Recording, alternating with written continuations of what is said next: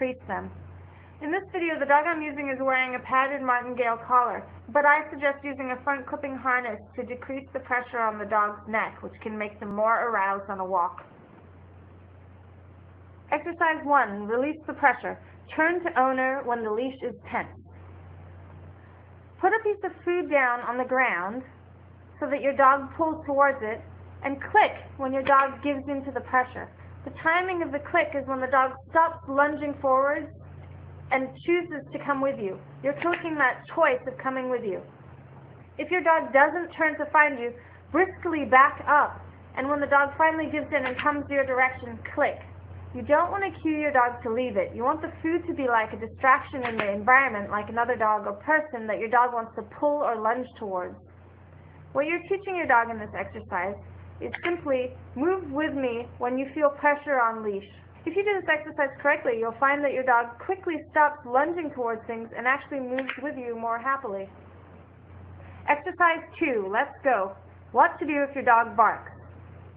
Barking can be reinforcing, so the more a dog is allowed to bark, the more likely they will continue barking in the future. When you and your dog are surprised on a walk and your dog starts to bark, simply say, "Let's go," and move briskly in the opposite direction. You can use this cue whenever you change direction unexpectedly or need to move away from an area that's causing your dog to be over their threshold. With your dog on leash, turn away from your dog saying, "Let's go," and click when they turn to come with you. Let's go.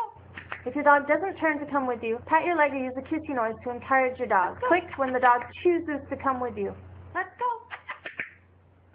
If you're really having problems, try doing the exercise inside first. This exercise is great for anxious owners who panic when their dogs bark. Instead, you simply say, "Let's go," and move, just like you've practiced. Exercise 3. Treats for calmly looking, changing your dog's emotional response. The basic concept of this exercise is marking your dog for being calm on a loose leash in the presence of the stimuli, another dog or person, and while looking at the stimuli. Not only are you reinforcing your dog for being calm and relaxed around distractions, but you're using classical conditioning to create new neuron connections in your dog's brain to change their emotional response to these things. You are essentially training your dog to enjoy the presence of these distractions without getting aroused. If you're on a walk with your dog and you see a dog or person, you're going to feed your dog a treat in their mouth while they're looking at that person. Another thing you can do is click and calmly put the treat down on the ground, or calmly feed the dog the treat. Putting the treat on the ground in a slow motion helps to calm the dog down.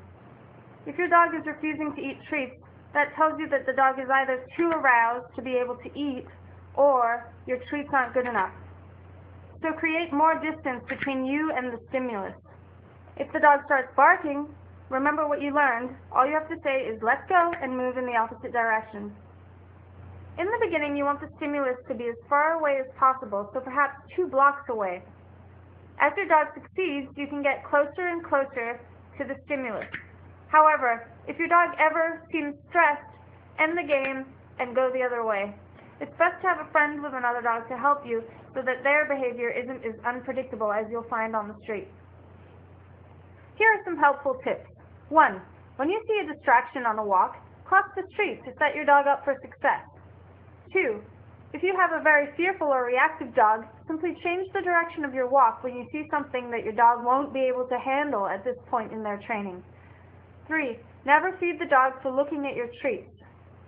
4. Use real meat or cheese for these exercises. The higher value the reinforcement, the faster your dog will learn.